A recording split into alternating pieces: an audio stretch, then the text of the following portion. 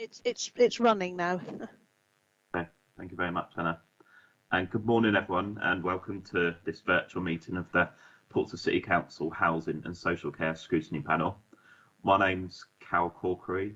I'm one of the councillors on the panel, and I will be chairing the meeting today. This is a live meeting, so members of the public have been invited to view this meeting, and there may well be a handful of people at least watching online, and will also be available to watch back as a recording. Those present within the meeting, within the virtual meeting, are asked to keep their microphones on mute and only turn them on when speaking. If you'd like to speak, please raise your hand, or you can use the chat to write your name followed by RTS, which stands for request to speak. Please don't use the chat for anything else, just to stop it getting clogged up. Please use the chat on the right hand side of the screen, not the chat icon on the left. Each time you speak, please say who you are so it's clear who is speaking. If there are any technical difficulties, hopefully there's not, but if there are, then we'll try to resolve these where necessary and have a brief adjournment, but the meeting can proceed where correct. I'm just going to go through now and do a bit of a roll call just to confirm exactly who we've got here. I think most of the people are here, but I'll just double check. So first on my list is Councillor Stuart Brown. Good morning. Hello, Stuart. Morning. And Councillor Linda Symes. Good morning. Okay. Got Colin Gallagher. So apologies if I pronounced that wrong, from Adbury. Good morning.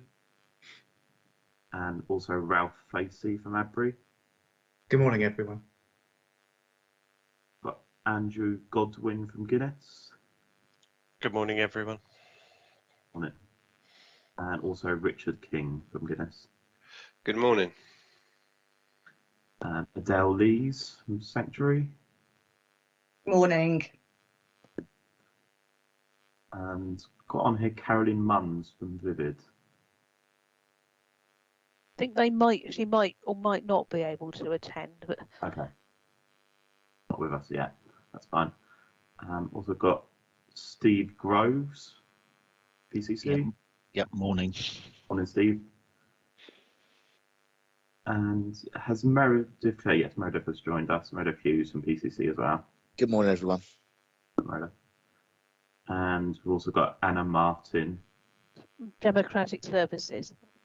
Thank you, Anna. Anna's here just to kind of help us run the meeting and hopefully ensure we do everything we need to. Okay, we've also, I'm just checking who else we've got on the call. So I know Janine, you come from Resident Engagement at the council.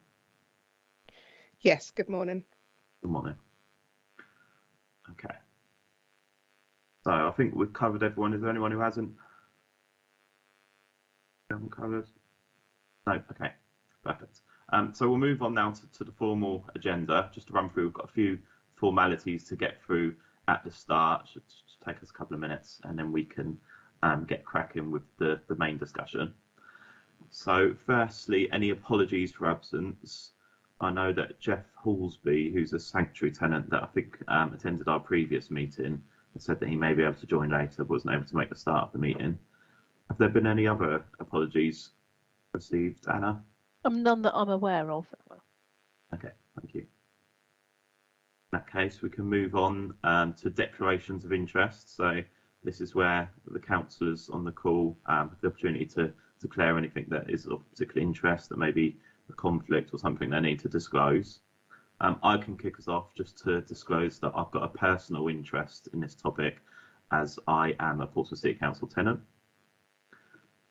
Are there any other interests that need to be declared? No interest. No interest from me, thank you. Thank you. In that case, we can move on to the minutes of the previous meeting, which was held on the 25th of November 2021. We need to ensure that these are a correct record of the meeting held on that date. Are people happy to confirm those as a correct record? Yeah, that's a nod from Stuart and Linda. Okay, thank you very much. Brilliant. So yeah, I'll now approve those as a correct record of the meeting. Right, so now to move on to the main part of the discussion today. So this scrutiny panel, and the way in which scrutiny panels work on the council, and I'm sure on other councils, is that a particular topic is chosen to try and delve into a little bit more detail around, and we kind of invite residents, professional services to come and submit evidence and also take questions from the councillors who are on the panel, so we can get a better understanding of exactly if there are any issues around that topic, and then if there is kind of best practice that can be learned or any recommendations that we need to take forward to try and improve the services that local residents are receiving. So this scrutiny panel made the decision at some point last year to look at how social housing repairs and maintenance services, and in particular kind of focus on more of the day-to-day aspects around that. So less of the kind of long-term planned maintenance schemes, so the repainting of a block, for example, and more about if a resident has something wrong with their home or their block that they need to report, and it needs to be dealt with kind of in the short term. So, for example, a leaky tap or an issue, a broken kitchen, for example, something that needs repair kind of there and then, or at least within the next couple of weeks or month. So that is what we did, and the first thing we did was put out a survey to all social housing tenants that live within Portsmouth. So that was open to people who live in housing association properties and Portsmouth City Council properties. Within Portsmouth, Portsmouth City Council is the largest social landlord. It's got a quite significant number of properties itself, but there are also a significant minority of social housing tenants who live in housing association properties. And I think we've probably got the largest ones with properties within Portsmouth here today, so that's good. And we'll hopefully be able to kind of put questions and hear comments from yourselves later on. Following the survey, we invited people who had responded to the survey, as well as some other tenants that were involved in Portsmouth City Council kind of processes, along to a meeting of this scrutiny panel where we held a discussion. It was a relatively open discussion, but those of us that were on the panel were able to kind of delve down into some specific issues and try and draw out where there were potentially kind of issues or questions that would be useful for us to take forward and put to yourselves today. So we had quite a good representation there, had a number of council tenants and a number of housing association tenants as well. Probably important to say also is that we were quite keen to emphasise that this wasn't necessarily about only feeding back where things have gone wrong. We were keen to hear kind of good and bad feedback, so that where there are things that are being done well by particular landlords or particular services, we can try and draw out some of that best practice and those lessons learned to put into the final report to try and ensure that we're kind of driving up standards across the board, really, so that every social housing tenant in Portsmouth is receiving a consistent and a good quality service, which of course is exactly what they will deserve, and I'm sure exactly what everyone here today would agree that they deserve. So I think probably now we can kick off with questions. I think what it might be useful to do, Councillors Symes and Brown, is if we take it in turns to ask a question, or maybe a kind of number of questions grouped around a particular theme, and then if we go round the various landlords present and allow them to kind of introduce or to comment or kind of respond to that question.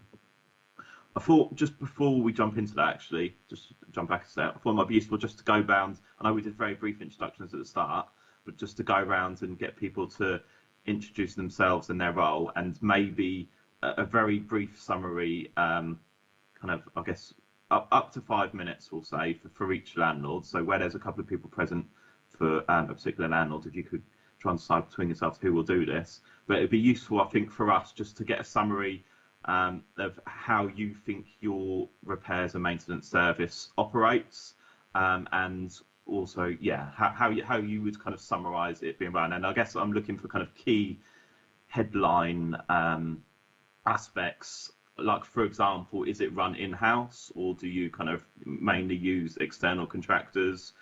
Those kind of key issues.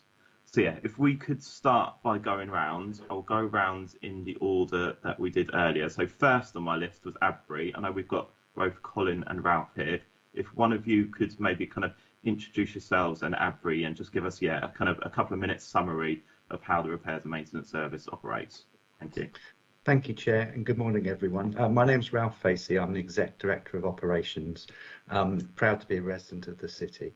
To give you some background to our stock, we have 972 homes in the city, most of which are in blocks, so 65 blocks of flats covering most areas of the council's operating area.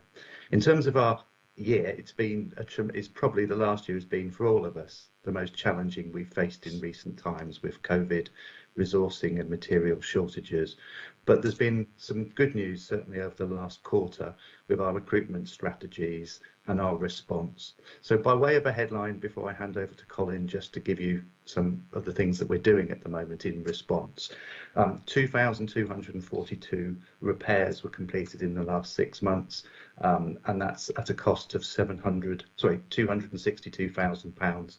72% of those were routine, and our average response time was 36 days, which is not where we would wish it to be, but it is improving. So that's the average, including emergency and routine. Colin, would you like to take us through some of the steps we're taking to get extra resources in and to recruit people from the city to look after our homes? Yeah, thank you, Ralph. My name's Colin Gallagher. I'm the Commercial Director for ABRI. So I manage and lead the direct labour team that we have in place. Predominantly 80% of all the works that we carry out are by our own trades, so we recruit our own trades to do that. We outsource occasional jobs when we got recruitment issues or we're actually reduced level of resources. But predominantly we focus very much on doing it directly labour organisation to actually carry out the repairs that we do. We've got about dedicated within the Portsmouth area, we have about 12 trades, including supervisors as well, that actually support the 900 properties that we have in that area. And again, obviously we can drop in with additional resources if we need to from that aspect. And we also got 2 gas engineers that are typically going across all the properties doing the gas servicing and the maintenance. The challenges that Ralph has mentioned, absolutely that's not unique to us. That's covered the whole of the UK wide, specifically in social housing, which has been Brexit, which has been fuel crisis, which has recently been Storm Eunice, which other housing associations would have come across the issues related to fences falling down, roofs coming off. So we've worked quite challenging times over the last year. And again, that's within ABRI as well. We've also experienced high levels of churn rate with resources, obviously in trades deciding to move and work in the London area since COVID started. The impact of COVID is reduced. That's caused us to recruit significantly, and we've done that over the last 6 to 7 months. We've recruited an additional 100 resources to cover all of ABRI in the south, not least the Portsmouth area and Havant, and Waterlooville, Lovedene and East Hampshire area as well. Again, it's a bit of a blended approach as well, because we've also improved our processes, how we deal and address with damp and mould issues. We've improved our approach to actually how we do that and undertake repairs for damp and mould issues. Other areas which we're also doing, which Ralph didn't mention, but we are starting to do a stock condition survey of all of our properties within the Portsmouth area in the next few months, and that will be a physical stock condition survey. The back of that will then inform our investment profile for actually how we repair, because ultimately, I know you mentioned it earlier at the start of the meeting, this isn't focused on planned works, but planned works is the key to actually reduce the level of response repairs. So we're very much looking at increasing the volume of responsive of planned works that we do and the investment there, because that will have a consequence of reducing the level of response repairs that we need to do. And I think during COVID, of course, during that year, it was a very fragmented approach that we had to do, not just ABRI, but other housing associations where it was broken up with furlough, you couldn't work for 3 months. So again, that caused a big issue with regard to the investment profile that we could do. So again, we're looking at revamping that one up going into the next few months. And that's it from me. Brilliant. Thank you, Over guys. 5 minutes. Thank you. So yeah, if we now move over and get the same kind of introduction and overall summary from Guinness. Good morning, everyone. My name's Andrew Godwin. I'm the head of service for Guinness Property, operating along the south coast. I'd just like to echo what both Colin and Ralph have said. These have been very, very trying times, and you know, it's gone back the best part of 18 months to 2 years now where we've seen the marketplace change considerably. Like ABRI, we've had issues with recruitment. However, we've looked at our structure now. We employ around about 500 trades across the country, and we're currently in the process of appointing 20% more trades across the country, because we obviously have issues with absence, sickness, and also to over recruit, because it's a very tough market at the moment. One of the reasons we're over recruiting is because of the issues we find around subcontractor performance, and also the cost with subcontractors. The marketplace has changed dramatically, whereas once we were probably in a better place to dictate costs and control of subcontractors. Where the market now is, there's just an abundance of work out there. We're finding rates are going up, and subcontractors are moving from local authority to housing association, and they're basically getting the highest rate. So to combat that, we're over recruiting our directly employed staff. The majority of our responsive repairs are delivered directly, and that's something that we're going to continue to do. We are also looking at the overall structure of our repairs facility and how we deliver maintenance to our customers. So we're giving more responsibility to our service managers, who have more contact with our customers, to actually assess and dictate what repairs are required at the time, rather than multiple visits from surveyors. They can just move the job along and get the works acted upon a lot quicker. Coupled with this, we're putting in together a dedicated disrepair team, so we can focus on any disrepair and make sure that that's actioned very, very swiftly. But I think, like Colin and Ralph said, we've never seen, well, I've never seen a period like this in the last 20 years. We've all made decisions. Our executive teams have made decisions on what repairs we would take during the pandemic, such as emergencies only. We've continued to raise repairs, and ultimately that's generated quite a bow wave. So we've been in a process of catch up, I would say, for the last, I don't know, 6 to 9 months, and we're still catching up. One of our concerns at Guinness is the recruitment of new trade staff, because we do find trades are now jumping from organisation to organisation, which is a challenge for us. So at Guinness, what we've done is we've gone out to the marketplace, we've realigned our rates for trades and inflated them somewhat, so we can keep that level of retention. And we're seeing that, actually. We brought that in at the beginning of January, because the key to delivering our repair service is actually having boots on the ground. So we're going to continue to focus on that. I imagine Portsmouth City Council have got the same issues recruiting and retaining staff. So this is something I think every organisation on the South Coast is focusing on at the moment, because we do have a limited amount of trades out there.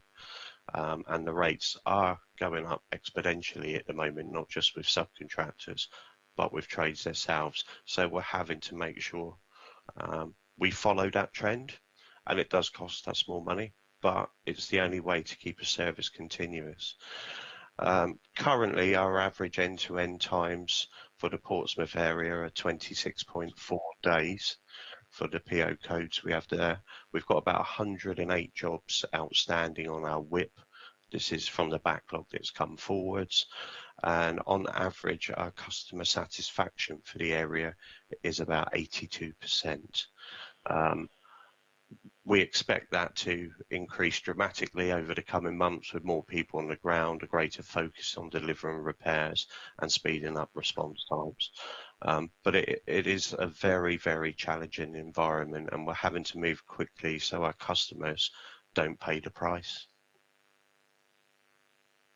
Yeah, thank you, Andrew. Okay, moving on, next on my list was Sanctuary, which I believe is Adele. Morning, everybody. Yeah, my name's Adele Lees. I'm an area manager for housing, so I feel slightly at a disadvantage here that my predecessors that have spoken have obviously got more knowledge of the repair service. So I have got some statistics, but I think it's very similar to what the other providers are experiencing as well. So we've had obviously issues during lockdown that we've got some work outstanding from that. We've also had issues getting materials in order to carry out repairs. Overall, though, looking at the statistics that we've got, because we've only got 129 properties, I should say, so we're quite small in the city. Overall, in the last 12 months, I've got some stats here that show that our targets for routine jobs, we're doing it within 23.7 days. That's within our target.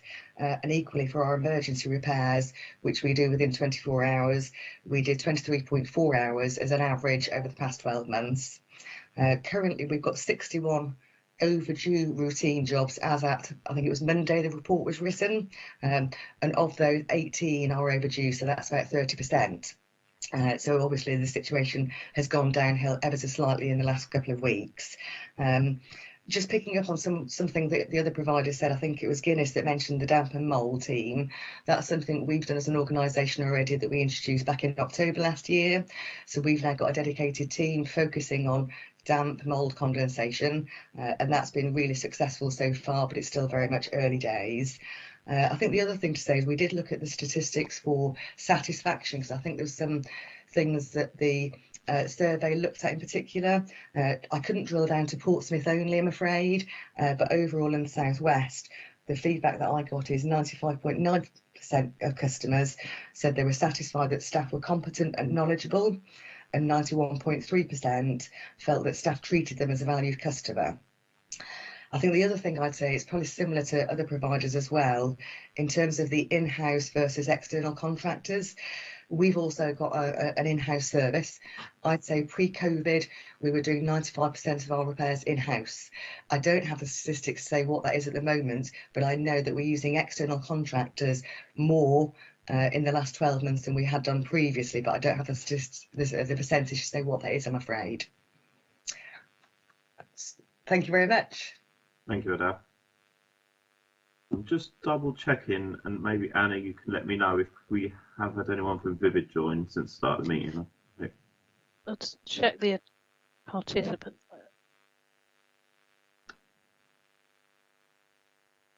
No, there isn't here. I think they only said they might be able to come. It wasn't confirmed. But... Okay, no problem. Thank you. Okay, so if we move on, ask either Steve or Meredith to give a similar kind of introduction and overview of the Portsmouth City Council services, please. Yeah. Morning, I'm Steve Groves. I'm Head of Building Maintenance for Portsmouth City Council. Just a bit of context. Obviously, we are the largest provider in the area. So we've got just under 15,000 properties in the Portsmouth area, plus about 1,900 leaseholders. In terms of our stock, predominantly built 50s and 60s, most of it, and a whole range of properties that we've got. In terms of the repair service, probably a little bit more different to the house associations. We don't have category times. Residents can phone up for a repair, and we try to meet whatever what is convenient for them for that repair to be done. So we don't have any categories for completions, and we try to offer that we can make appointments that are convenient with the resident. So that's probably something that's probably fairly unique for us in the area in terms of how we do the repair service. In terms of delivery of repairs, we use external contractors for our repair service, and those contractors are all local contractors. So we have three main contractors for our housing repairs, one covering the on-island area and one covering the off-island area, because obviously we've also got properties in the Havant area. And then we've got a gas contractor, and those contracts are using the NEC contract, cost reimbursable, open book contract arrangements. So because we haven't got categories, we haven't got the standard sort of KPIs that a lot of people would use, but we do use a range of measures to understand how the service is being delivered. And I guess I'm just picking out one of the ones that people have talked about, but for all of our repairs, I think the end-to-end time is around sort of 25 days at the moment, but that's for everything, so we don't have any categories for that. Similar to everybody else, probably customer satisfaction is obviously a key area for us. So we do it with a range, a score out of 10. So our customer satisfaction is regularly above 9 out of 10. But the focus for us is probably around sort of where the sort of feedback is. So, you know, we're doing quite a lot of work at the moment to look at how we capture that customer satisfaction. And we're picking up where the areas of focus need to be. And certainly we get positive stuff as well. So we learn from that. So certainly contact with the council, quality of repairs, booking appointments is very positive from the customer satisfaction. Areas where we need to look to improve our contractor communication and understand those sort of more complex repairs. And we're certainly doing a lot of work to look at how we can engage with residents better and provide that service to residents, how they contact us and how contractors keep them informed, particularly on those sort of more complex sort of repairs. And we've certainly looking at how we keep residents informed when we sign them up to new properties and sort of giving them out leaflets and information that can help them to access the repair service. And then similar really to everybody else really, that, you know, it has been challenging. We did maintain a normal service throughout the whole pandemic. We didn't stop the service at all. So we did deliver the same service. Obviously, some of those repairs may have taken longer because of access issues, but generally we were offering the same service all the way through the pandemic. But the biggest challenges, as everybody else on the screen has said, is about recruitment and retention of staff for our contractors.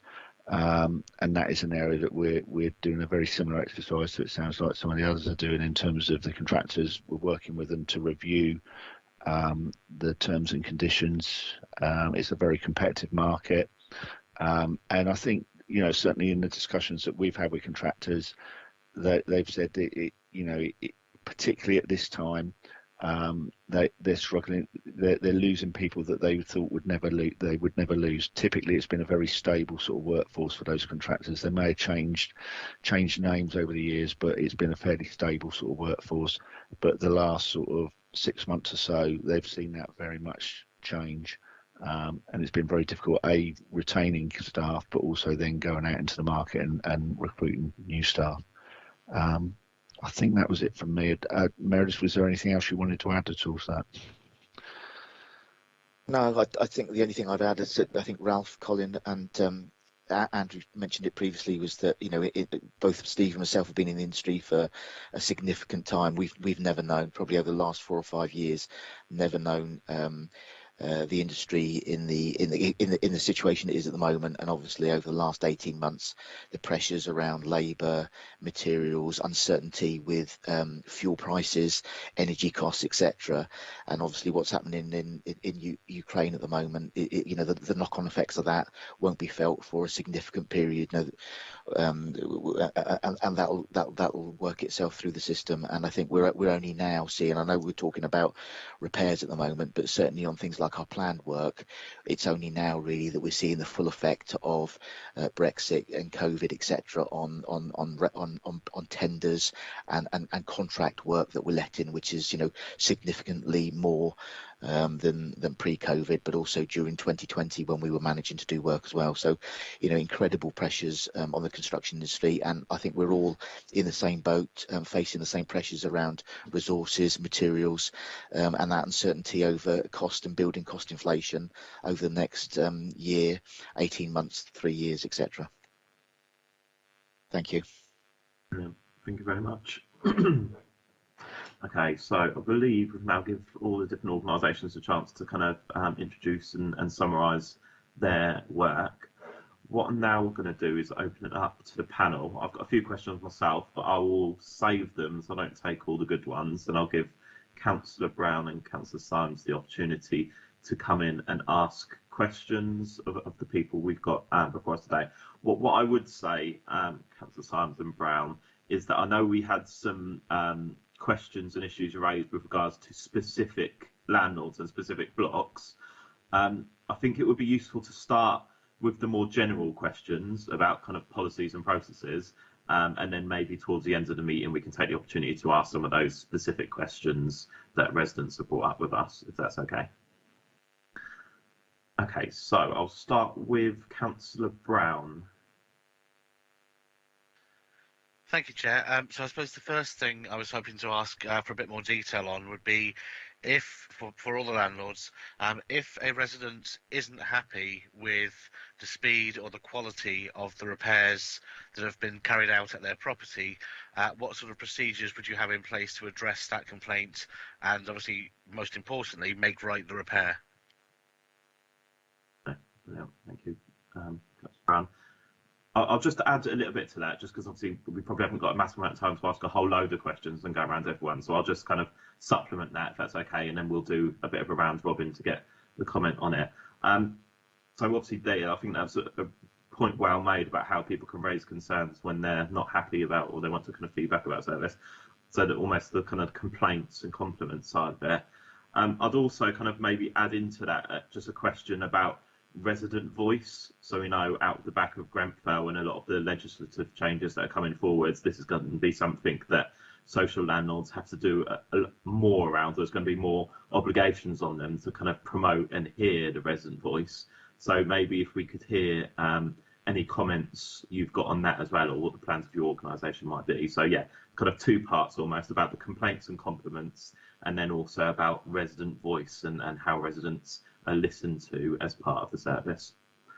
So if we do, say, we'll kind of do a round robin essentially. If we go around in the same order that we did earlier, starting off with Abri, please. Okay, so yeah, really good question. I think what we've tried to do, I think in all cases, Councillor Brown, would be primarily just to focus on not letting it go to a complaint stage. So what we very much want to do, if a resident rang up on any one of our properties, they'll talk to our call agents. Our call agents are empowered then to pick that up and just look into it and identify what the issues are. If it's down to contractors or materials, they can explain to the resident effectively, well, it's because of A, B, C or D, because we'll obviously maintain the job record on the system. Our systems would tell us. So what we try to do very much is obviously improve our first point of contact, so actually it doesn't need to go to a complaint for the resident as well, because the resident primarily wants an answer and when is it going to be fixed. So that's what we want to actually do there. If we do find that it is something that we can do and we can bring forward because it's an emergency or it's an urgent issue or something has changed for the resident, then absolutely the call agents are empowered to just prioritise repairs, and then they can actually allocate the resources through our diary management system to actually appoint a trade to go out and attend to a repair, obviously in line with agreement with the resident at the same time as well. If the resident isn't happy or isn't comfortable actually with that process, then absolutely then we would then provide opportunities for the resident to go through our complaint stage. And on that back of that one, then we'll take details of that one and we'll then progress that through our complaints team to actually go forward with it. But throughout that whole process, very much it'll be a constant dialogue. I mean, for us at the end of the day and for the resident is to try and minimise disruption, minimise frustration as well for the resident, and very much achieve what the resident absolutely wants is a repair and actually be done as quick as possible. So very much we would look at that as well, in line with the challenges that we have in place. And if we don't have the resources available, then again, I think we've discussed as well, we'd then look at availability of our supply chain to do the repair as well. So we've got other opportunities and levers that we can actually pull on to ensure that it doesn't reach the point of a complaint, which, to be fair, to a certain extent, we probably still want to actually ensure that the repair is done quick as soon as possible. I think for related to the voice of the customer process, which we currently have within the organisation, I think Ralph can probably pick that one up. Ralph. Thank you, Colin, and thank you for the question, Councillor. In light of the emerging consumer standard and obviously the tragedy of Grenfell, it's important we do better at hearing our customers' voice. During the pandemic, we launched a community investment strategy, which is around employment, empowerment and health and well-being, and lots of activities in places like Lamport and in the South Sea and a whole range of areas in the city to improve the way that we engage. But going forward, it's important that we go further and have a local voice for local areas. So our teams will be developing local panels, will be listening better, and then our resident scrutiny group will be looking at the outcomes and making sure that people have a direct route through to our organisation. A couple of initiatives to come. There will be web chats similar to this with our customer base to enable people to express their views and respond, and we'll be in our communities supporting grassroots organisations to come through and champion the voice of the resident. But in short, lots of work to do in our new housing services strategy, which launches mid-March, will be the way that we take it forward, and local service will matter to our organisation. Thank you. Brilliant. Thank you both very much. If we could move on now, the same question to Guinness, please. Thank you. As you can imagine, our processes across every organisation have a lot of similarities. So I won't go over everything, but we, as Colin mentioned, how we approach a complaint is very, very similar to ABRI. What we do in addition is a lot of transactional surveys. So when a repair has been done, we make calls very, very swiftly to pick up if there is any outstanding issues, or possibly something that's going to turn into a complaint where we haven't provided the service expected. We are changing our structure significantly because we find our service managers who work directly on the repair side with the trades who actually deliver the repair has a great deal more contact with our customer rather than the surveyor. So we're increasing the number of service managers to improve that level of contact with our customers. What we have found and what experience has shown us, it is generally the more complicated or larger repair that we fail to keep our customer up to date with. And so it's probably something that a lot of organisations experience. But this is an area that we're predominantly focusing on at the moment, because when we've analysed our customer feedback and our customer surveys, a lot of it that has come back to us generally sits around the communication on larger jobs with our customer. When somebody is coming, what is the next stage in the process? So our focus is going to be around that over the next 3 months, and the structure that we have designed supports that approach to support the customer. With our transactional surveys, if there is a query or a comment, then that customer will get a call back from a service manager or from an operational support manager to find out exactly what the issue is. Have we underperformed? Did we miss something? Or is it just generally, could we have done it better? Or sometimes, what a fantastic job and what a nice person that come out and carried out the repair. But it's important that we keep that level of communication active at all times with our customers. As far as resident involvement goes, it's very similar to what Ralph has spoken about. It involves resident groups. However, my concern is generally resident groups sit around blocks or higher density number of units. So for us, it's focusing on those units that are more scattered as well, so our residents' voice is complete. So that's another area we are looking at. Yeah, thank you very much. And if I could ask the same question of Sanctuary, please, Adele.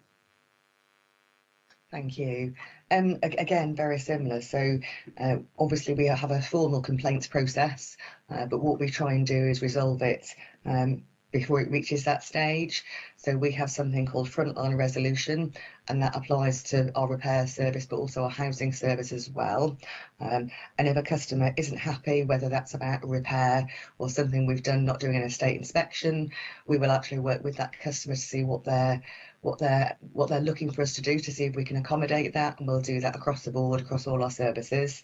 But we do have a formal complaints process as well. So if a customer's still unhappy at the end of that process, frontline resolution, they're free to do that.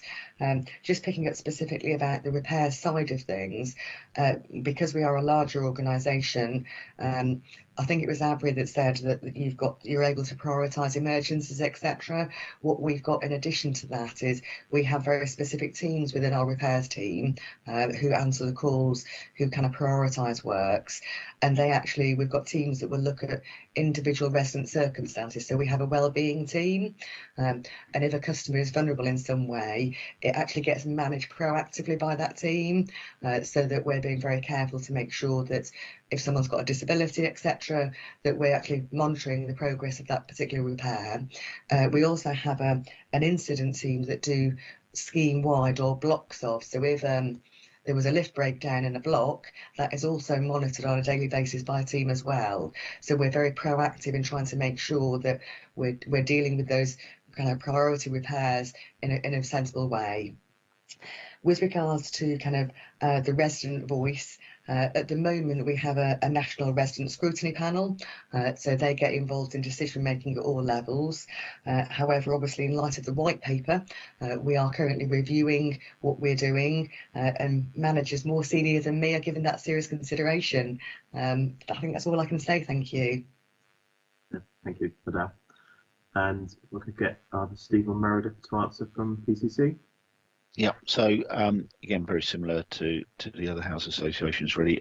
Certainly, we would like to be accessible, that it doesn't get to a formal stage, and certainly one of the things that we do is we do regularly do demand analysis to understand what are the calls that are coming into the call centre, and are they value or are they failure calls, and certainly that gives us an early indication about the system and how the system's performing. So, for instance, some of the highest failures is somebody perhaps contractors didn't turn up. So that's an area of focus for us. And again, there's similar sort of communication sort of issues that were talked about previously around certainly the more sort of complex jobs. So we're finding some of that from the demand analysis, but also complementing that with doing a customer satisfaction survey so that we can try and understand any systematic issues that we can address, and not just focusing on those individual items, although obviously we want to fix those as well.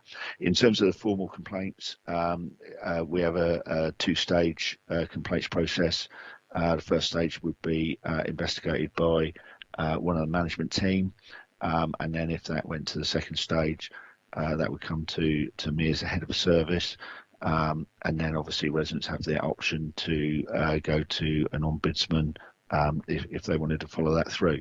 Not many come to me, and we do again, we try to use complaints again to try and learn from. So it's not just about fixing the complaint, but we do try to review the complaints, what they're about, so that we can again see if there's any systematic issues that we need to address, or is there any common themes that are coming out of those sort of complaints. In terms of the resident voice aspect of the question, we in Portsmouth we have a resident consortium that we can go to, but alongside that, we again, similar to some of the comments earlier, that we recognise that we want to try and get to as many residents as we can to talk about repairs, and we have set up a resident group across all areas, not linked to a block, but have got a particular interest in repairs. So if we are then consulting on various aspects of the repair service, we can access people that are interested in that, and it doesn't have to always be a resident meeting. It could just be the resident engagement team emailing information to them, and getting their views, or phoning them up, and actually Janine, who's on the call as well, is part of that resident engagement team and has helped set that up. And I can't recall how many people we got offhand in that group, but again, it's trying to get a bigger, as wide a range of residents that we can consult with about anything that we want to do, get their feedback about the repair service, and also for us to be able to consult with them about different things that we want to bring in. I think that's it from me. Thank you, Steve. Okay, I think we've gone round and had an answer to that question. Can I ask Councillor Symes if you've got a question you'd like to ask? Yes, I'm quite concerned. There seems to be a complaint procedure, but what happens when you have repeat repairs to a bathroom or anywhere in someone's house that has been repeated several times with no real resolution? You know, what is the scope for somebody to actually resolve that? Because, you know, there are sometimes things where a repair doesn't work, but when it doesn't work 3 or 4 times, what's your strategy then? What do you do to ameliorate that situation? Thank you, Councillor Symes. Both of those questions that I've already asked were questions that were on my list, so it's a good thing I gave you the opportunity to bring them in first. But I mean, the reason they're on our lists is because these are all things that people raised with us as part of the survey and as part of the previous meeting we had. And yeah, particularly around repeat repairs. Obviously, I know people talked about earlier the average time that it takes to respond to a repair, which is great. But I think what we're also interested in is actually, like Councillor Symes says, those times when it doesn't go right and actually repairs drag on, and there might be numerous visits or numerous interactions that the tenant has to have with the service. So yeah, if I could ask people to kind of respond to that question about repeat repairs and how do you identify these kind of ongoing issues and address them. So again, we'll go around the same route we did first off. So if we could start with Avery, please. Many thanks. Thanks, Councillor Symes, for the question. It is a really good one, actually, to be fair, because I think a lot of it is when we're dealing with, specifically in some block properties, you might have a leak, potentially, that might be coming through the ceiling. And if it's on the ground floor flat, it could be the result of more than one issue, and it could be related to residents living above it and showers or baths actually when they switch on and off as well, so it's gaining access into some of those properties, especially on the larger blocks actually that we manage. But one of the ways that we've introduced recently, and we're starting to actually get greater data on it, because this is very much data driven process, so what we are able to do is identify the top 10% of all our properties that have a property that's over and above what we would consider would be normal repairs. And so if we find some properties that are having 4 or 5 repairs over a period of 6 months, we were able to identify and hone in on those properties and identify, is it because it's repeat repair? Is it because it's the same boiler that breaks down? Is it because it's the door, or is there's an ongoing leak that hasn't actually been resolved as well? So very much we would actually use intelligence that we have around us to identify on some of the properties as well, related to if there's multiple repairs in an existing property, because it might not just be the same issue, it might be other issues that we're picking up, and it could be on the back of a recent void or a mutual exchange, in which case then we would then be saying, actually, why are we going into these properties 6 or 7 months later? So that might lead us to identifying gaps in our void process, so we actually could improve that as well. We take on very much, it's a learning process which we do. Regarding actually how we manage that going forward, we do have monthly meetings very much with our repairs team that feed back data related to multiple repairs in properties, because it might be component issues related to a specific boiler or a specific tap or some componentry that we're installing in some of our properties as repairs item very much on the van stock that we might find actually has a higher failure rate than other items as well. But the frustration piece which you picked up very much, we will see that through dialogue with the resident typically as well, so we can identify that at the contact centre at a very early point, like, this is the third time this same thing's happened in the last 6 months, what's going on, why are you not fixing it once and for all? So again, we will very much look and feedback from that intelligence that we get from our call agents that's based on that process as well. But the way that we address it primarily, Councillor Symes, is very much through data. So it's a data-driven process. So we can generate data from all the repairs that we have that identify in specific areas where there are more than one repair that we're actually having to do or go out to visit to a property as well. Brilliant. Thank you very much. Ask the same question of Guinness, please. Thank you. Once again, very similar to Colin, but to be more specific, I suppose, if we go out to carry out a repair, because we are a repair service, and that repair fails, then the next thing we would look at after that would be component replacement or direct replacement, because the more we go out to repair, the more we're spending on something that could directly be replaced. So we're just spending more money on something. It's not always possible. However, we are gaining greater control of our what we call our plan budgets and where money can be spent. So components such as doors, windows, bathrooms, kitchens, roofs, etc. As a repair service now, we are focusing in on that more, because what we don't want to be doing is going out, as you said, councillor, at times 4 or 5 times to the same repair, when actually the most logical thing to do is invest in replacement, because it's not good for us, because whilst we're going out to that same repair, there's other customers waiting, and ultimately it's going to have a very negative impact on the customer with the issue. So if we can't repair it the first time, what we would do then is send a service manager out to assess, was the repair carried out correctly? Has it failed? If so, does it require replacement? If it requires replacement, that is what we would recommend. Thank you very much. And last same question of Secretary, please, Adele. Thank you, Councillor Sines, for the question. I've got to be honest, I don't know how it works internally at the moment. So I'm not within the repair service. I imagine, but I don't know for certain, that when we go out and do a repair, we're actually doing an assessment of what's the right course of action to take. Is it to replace it or to repair it?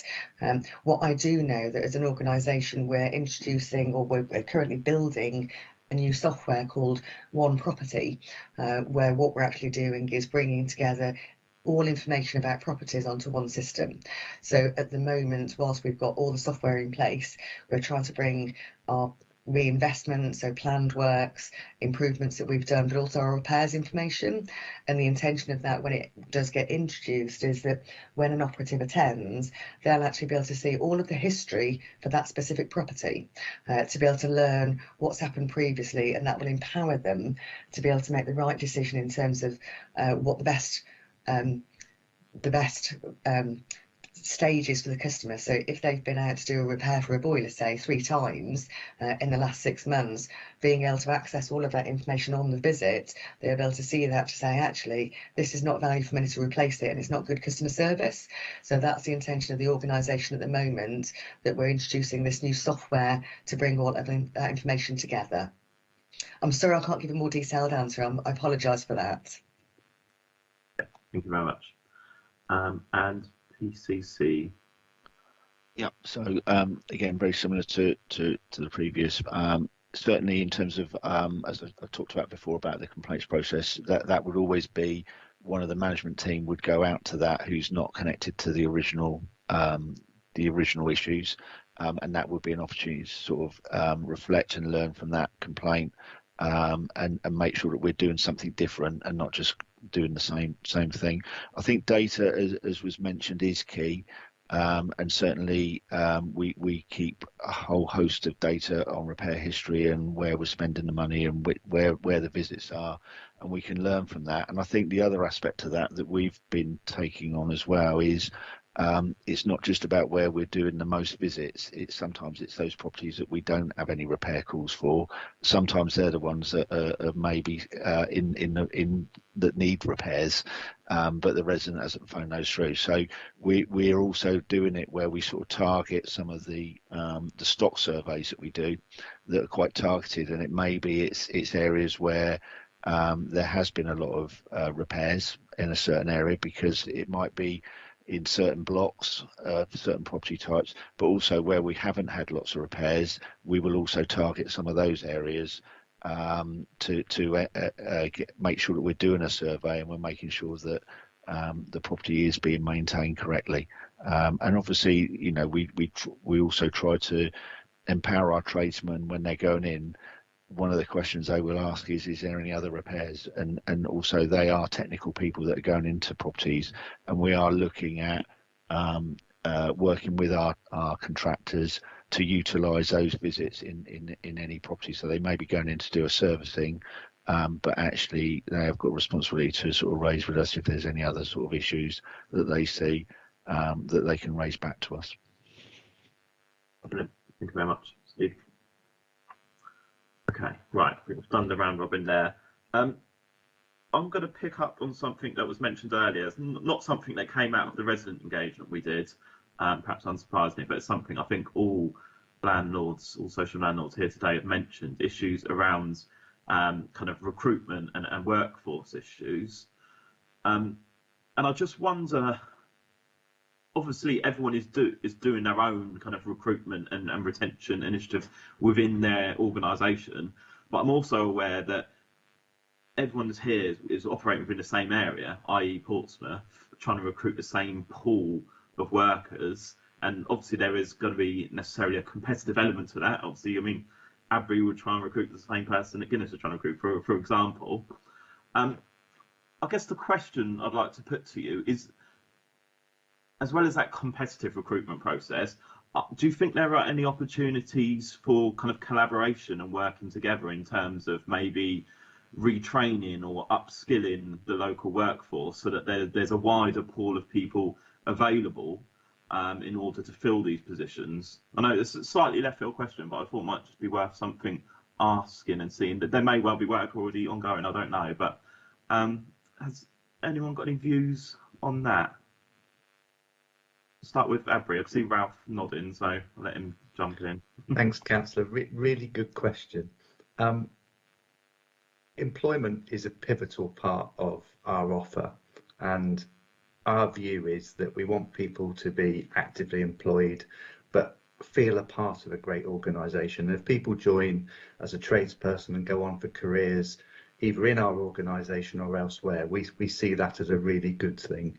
I started my career as a housing officer in Portsmouth City Council. I learnt a lot and went on and worked elsewhere and used the skills and abilities over my career. And we want to do the same. So Colin talked about the recruitment fairs that we've been running.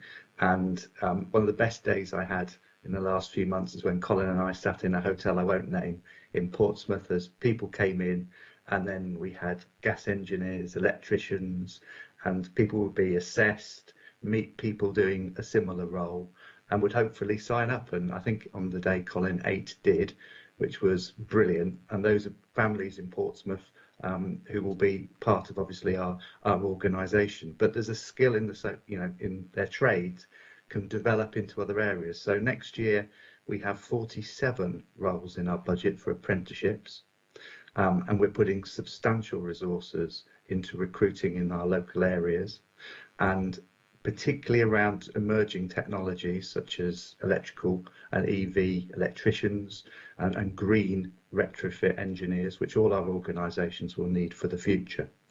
I think there's more. It's a fair challenge. We're all individual organisations, but there's more we can do to share information.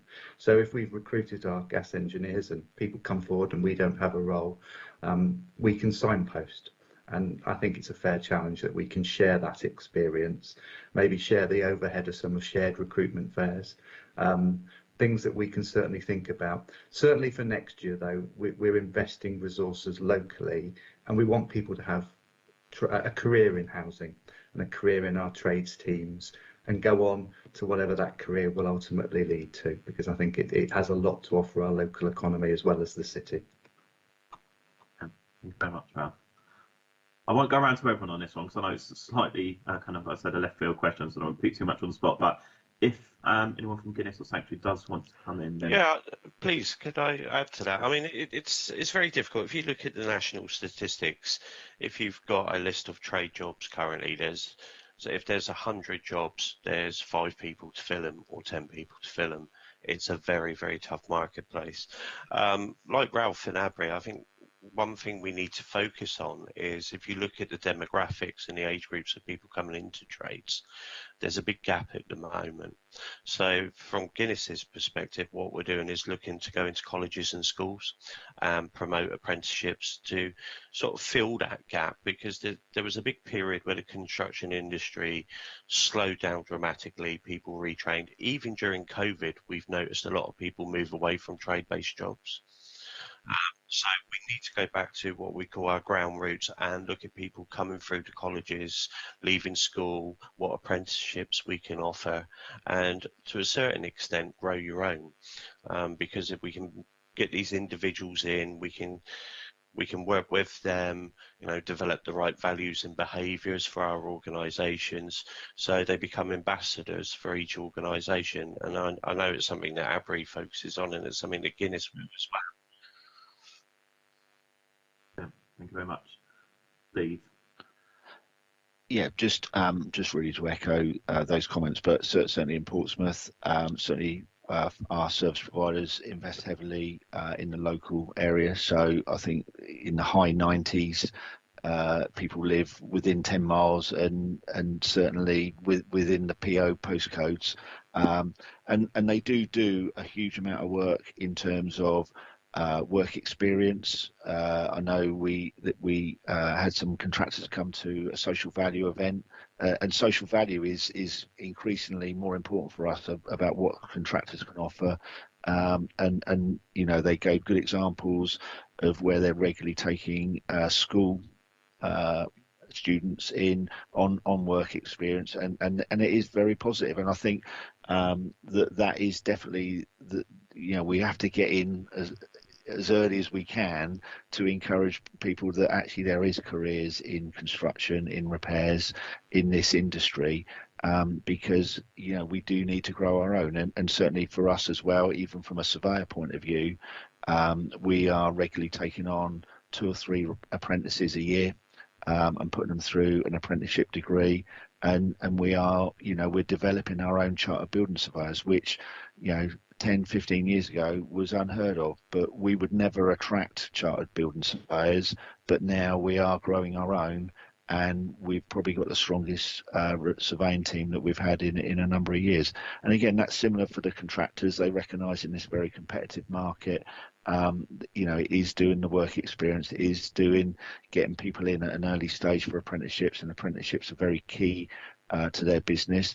And I think that's the bit, I think that you know, we've seen those apprentices go right the way through to be tradesmen. There's examples in our service providers where those are the same people that are supervisors.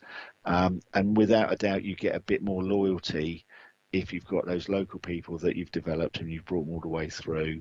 And that is definitely a strength. I think that the question that you did ask, though, Councillor, was do we share and work together? That's probably an area where we probably need to perhaps, you know, it's interesting on the call seeing all these people in exactly the same situation, same issues, and we have got the same sort of issues, and maybe there is some mileage in that we need to probably talk a bit more amongst ourselves, that we are sort of sharing our experiences and learning from each other in some of those areas.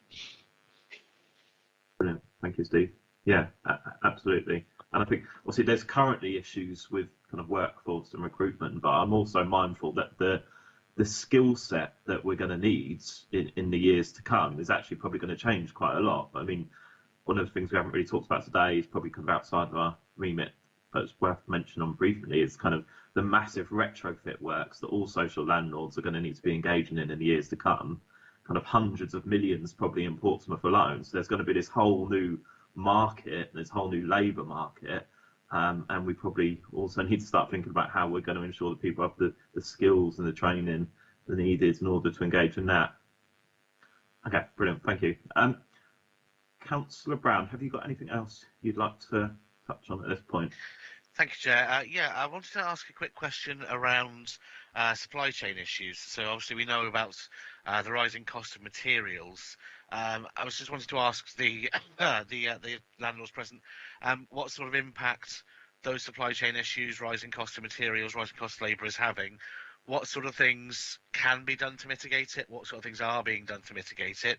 And how does it compare to where we were, say, pre-pandemic or pre-Brexit, before the issues from those started impacting it? What's the comparative landscape from the last time it was in a good place, and how is it now? Thank you. So again, we'll start off with Abri, please. Okay. Thank you, Councillor Brown. We've actually been quite in a unique position, I would suspect, actually, from regards to Abri, because we've recently just completed our procurement exercise, where we previously had at least 8 or 9 individual suppliers, material suppliers. We've consolidated that down now to 3, which is primarily on the building trade side. So we've got one provider there. We also have one specifically for electrical and one for gas. And the benefit of doing that, and actually leveraging the benefits actually of reducing or consolidating our supply chain, has enabled us to primarily actually increase the benefits of leveraging our cost. So we reduce the cost base. which is in spite of the increase in prices going up. Ours, we've made savings up to £1 million, actually, to be fair, over 1 year. So we're quite comfortable with regard to the approach that we took regarding that.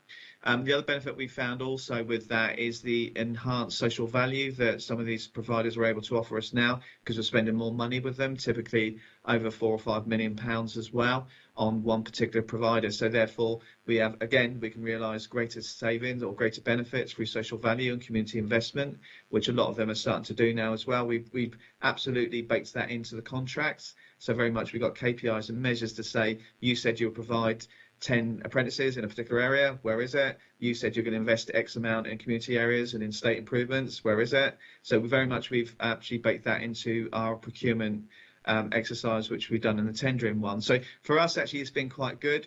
But going back to the other point, I think we absolutely, without a doubt, all housing associations and landlords would have actually experienced the issues related to material supplies, which was primarily on gyprock, plaster, concrete, wood, timber. Now it's timber, obviously, because of the storms, but it will be timber. So we are experiencing those issues, and we went through that. And again, that's led, which we've mentioned earlier in this discussion, that's led to a lot of the backlogs we've experienced in a lot of the repair scenario, because we just haven't been able to get hold of materials. We're starting to see that situation ease now, Councillor, so very much where materials are a bit more accessible and available, but prices have hiked up by about 15 to 20% in some aspects. And again, that cost has actually been followed in with other aspects which we're trying to do. So we felt it timely to address or meet the challenge of increased stock levels by revisiting our supply chain, and that's why we did the procurement exercise, actually, regarding obviously when it was tendered externally. Other benefits we found also is, again, whilst we'd very much like to repair some aspects as well, this goes back again to the planned discussion that I raised earlier. If we can do and carry out works on a planned process, it's a lot more significantly cheaper. And obviously you can buy leverage again because you're buying on greater volume. So replacing whole windows rather than just continually repairing windows. So we actually replace it on one whole large scale. So again, there are some opportunities that we can do that by actually getting quite cuter with actually how we manage our planned works investment as well as part of that. Thank you very much. And if we could ask the same question of Guinness, please. Yeah, in simple terms, I think we've seen an overall increase of around about 15% across the board on the services we provide. Once we've made changes to the way we deliver, we restructure, we look at our productivity levels, we do some retendering, procure new contracts. Overall, the additional cost for this coming year is an additional 9% on the services we're providing. That's across the board. But as an organisation, we're experiencing the same issues as Colin from Abbury, Portsmouth City. We're all in the same boat. It's a bit disappointing sometimes that we're all competing for the same person when we're going out, because we all provide very good terms and conditions and a good place to work. But I know for a fact one of my electricians went to Abbury a few months ago, and I'm sure I'll have somebody from Abbury at some point, or from a contractor that has works for Portsmouth City Council. It's just the way things are at the moment. But overall, I'd say around about 15% is the cost increase. But to Guinness, once we've washed that through and made our changes, overall it was a 9% increase for this coming year. Okay, brilliant. Thank you very much. And Sanctuary, Adele. I'm going to apologise again, Councillor Brown. I don't have the statistics that my colleagues have got on this situation because I don't deal with the repair service directly. I'm aware that we do have a national framework of material suppliers. Anecdotally, I know that when I speak to customers, that there have been delays in sourcing these materials. I don't have any idea of what the increase of cost would be, I'm afraid. So I feel a bit ill-equipped to answer that question. Thanks, thank you, Adele. And ECC. Yeah, but again, similar. I think the biggest impact that we can do very little about is the cost increase. It is a cost reimbursable contract, so we are paying that cost. Very similar figures to what were quoted before. I think we've talked about between 10 and 15% across the board, but some of those are massively more than that in certain particular areas. In terms of the impact on the service from a supply point of view, I think what our service providers have definitely found beneficial, it's about data again. It is about understanding what are the key items that you're using, and making sure that you have got the right stocks, and you know, whether that's van stock, whether that's in warehouses, working with their supply chain.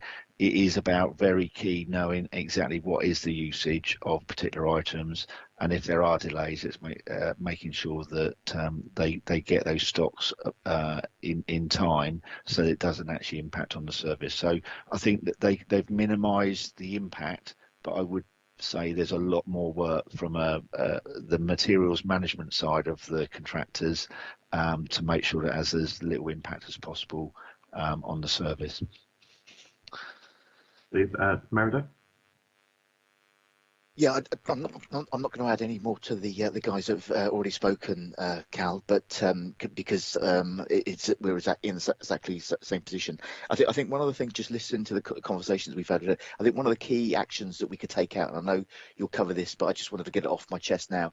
One of the key things we could take forward as a collective here is that at PCC we engage with 3 different contractors, and we have a core group.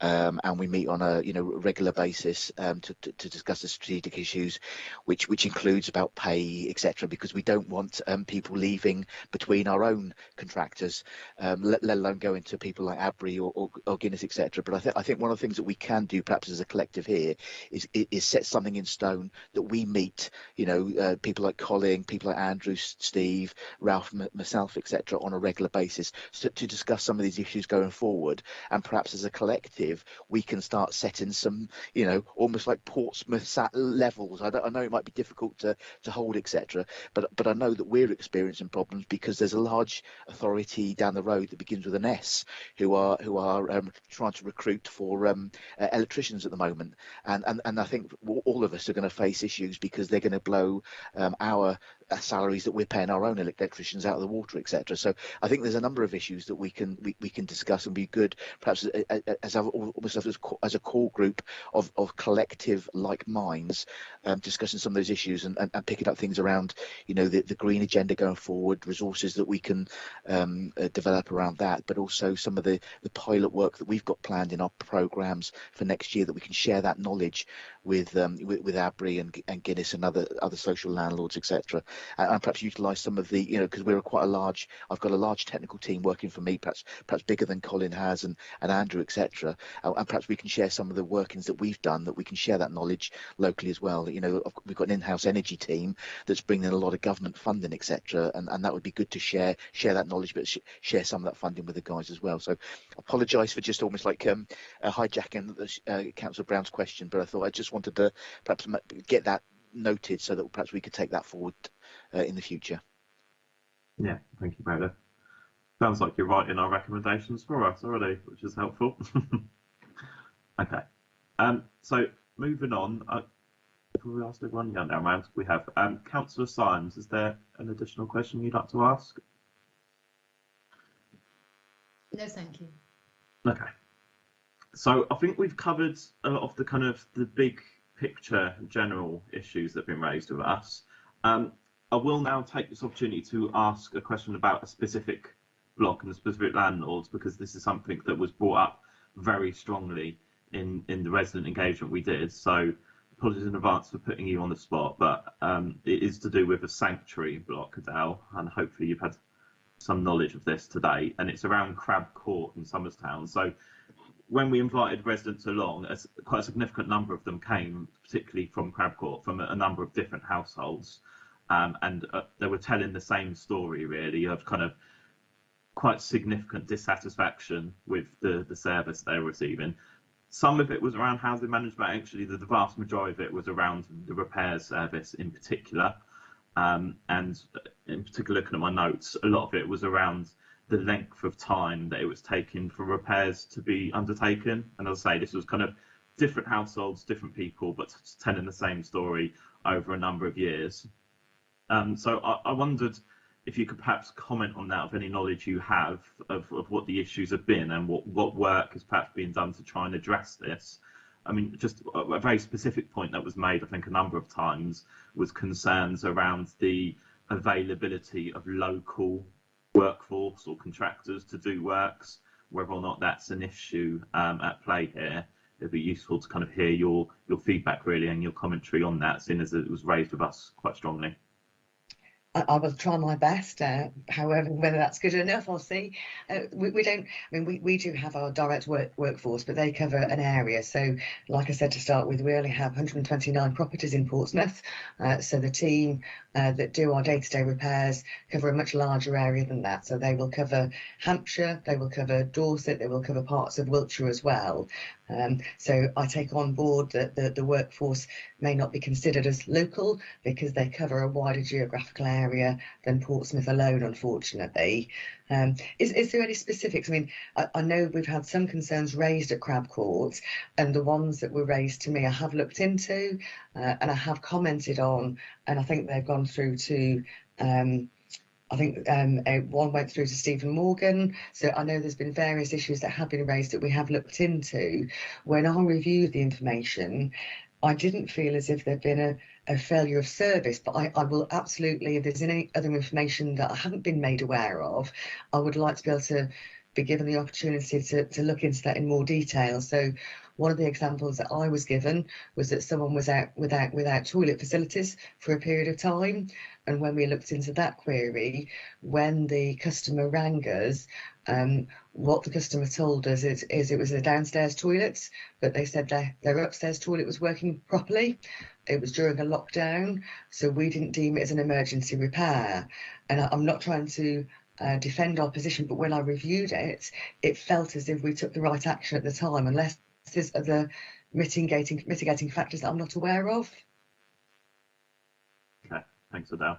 Yeah, I mean, just I guess I'll let Councillor Brown a couple of times come in if there's anything additional I have to say, but I think there was at least 5 different households present, and obviously there's not a massive amount of properties there. There's only kind of a couple of dozen, I'd imagine, at most. So it's quite a significant number of the residents present, and they, as I say, they all gave a similar story about their experience of the repair service in particular. And yeah, I think each of them, from my notes, referenced the period of time that they felt it took to get issues resolved. And some of that was about initial appointments, and I think some of it was about repeat repairs kind of ongoing for long periods of time. So it did just strike us that there was a particular strength of feeling within that specific block that suggested there was a general issue to be flagged up. But I'll just pause there and let Councillor Brown or Councillor Symes come in if there's anything additional they wish to add from their recollection of the discussions. Councillor Brown? Yeah, so certainly there was a lot of passion from the residents there that they felt that they hadn't received the level of service they would expect from their landlord. There was a sort of an ongoing theme, particularly around the early days of the pandemic, where an issue was raised, and then I think from their point of view, they might have felt that the pandemic was being used as an excuse to delay repairs. Whether that is the actual case or not, I'm not going to try and presuppose or not. There was a couple of people who mentioned issues like having no heating or no hot water and being told to go and use the shower upstairs instead. So I think they might have felt that they had received a poor level of customer service. Again, I'm just trying to reconvey what other people have said rather than jumping on my own. Councillor Symes, was there anything that you recall as well? Yes, I think it was more to do with the bathroom issue you were talking about. As I recall, one of the residents there said they had to use a neighbour's facilities for some time until a repair was carried out. So, I mean, I don't know if that relates to the same issue in the same flat or a different one, but I think they felt there had been some real breakdown in communication with Sanctuary. And they felt that even when they tried to make appointments for people to come along, they either didn't turn up or the appointment was cancelled and rearranged for another time. So I think that they felt really a bit beleaguered because their issues were ongoing, far more so than just one-off repairs. And it never seemed that the issue had been properly addressed. That was the impression I got anyway. Yeah, thank you both. I think that's probably a fair representation of the feedback we had, and I appreciate it's not going to be appropriate here to go into kind of individual details and cases, but we did just want to raise the general issue because of the kind of the strength of feeling, and people had asked us to do that. I will let you come back in, Adele, but I will also maybe take the opportunity just to suggest a way forward is that perhaps we can kind of with yourselves and someone else as appropriate from Sanctuary, if appropriate, maybe take this offline with the residents, because I think part of the concern had been that they felt that they hadn't necessarily been listened to. So maybe a role that we can try and help play is to try and kind of facilitate that communication and engagement and ensure that where there are issues outstanding, they are being dealt with appropriately. So if people are happy with that as a way forward, then that's what I will suggest. I know you put your hand back down. Are you happy with that? Was there anything you wish to come back in on? I'm more than happy with that, and I think in addition to that, what I am going to do is do a separate exercise of reviewing repairs since lockdown at that particular property, so that I've got a slightly different view as well. But absolutely, I'd like to understand from our customers if they're not happy with our service. I need to know that to be able to try and respond and improve those services. So thank you. Yeah. Okay, I think we've naturally moved towards a conclusion. Councillor Brown and Symes, is there anything else you wish to ask of people or comment upon before we draw the meeting to a close? Start with Councillor Brown. No other questions from me. Just to thank everyone for coming and thank you for all the information you've given us today. Thank you very much. And Councillor Symes. Yeah, I think it's been very successful, and I think it's great that Sanctuary are prepared to come and have a separate meeting, because that way we can try and resolve some of those issues and ensure they don't happen in the future. So thank you. Yeah, thank you very much. Okay, so is there anything else that anyone else wishes to contribute just before we move to an end? No? Okay. In that case, I will draw the meeting to a close. Just to say, kind of by way of conclusion, thank you all, obviously, for giving up some of your kind of busy work schedules, I'm sure, to come along and participate. We do think it's important that us as elected councillors and those that we represent have the opportunity to have these discussions and pick up on particular issues that affect people. Obviously, if you're living in social housing, actually your kind of day-to-day engagement with the repairs and maintenance service can be something that has a major impact over your life. So I think it's important that all of us work together and remain committed to kind of driving up standards across the board, sharing best practice and ensuring that we're all doing what we can to ensure that everyone has a decent home to live in. Because something that I know that I'm particularly passionate about, and I'm sure that everyone on the call is that it shouldn't matter whether you live in social housing or private rented, or if you're a homeowner, whatever your tenure, wherever you live, you deserve a decent and a safe place to live. And that's something that I know we are all committed to, and we need to continue working together on. So out of the back of this discussion and the previous survey and meeting we've had with residents, we will work together to kind of draw up a kind of summary report with a series of recommendations. I think some of those recommendations have started to be teased out already, and I know Meredith has given us one already, which is a good start.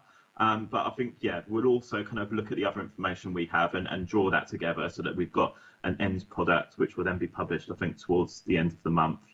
And I'm sure we can circulate that to you all so that you can have a little read through. So we will end it there. Again, thank you all very much for participating, and I hope you enjoy the rest of your day. Thank you all. Thanks all. Bye. Thank you. Thanks again, everyone. Thank Take you. care. Thank you. Bye.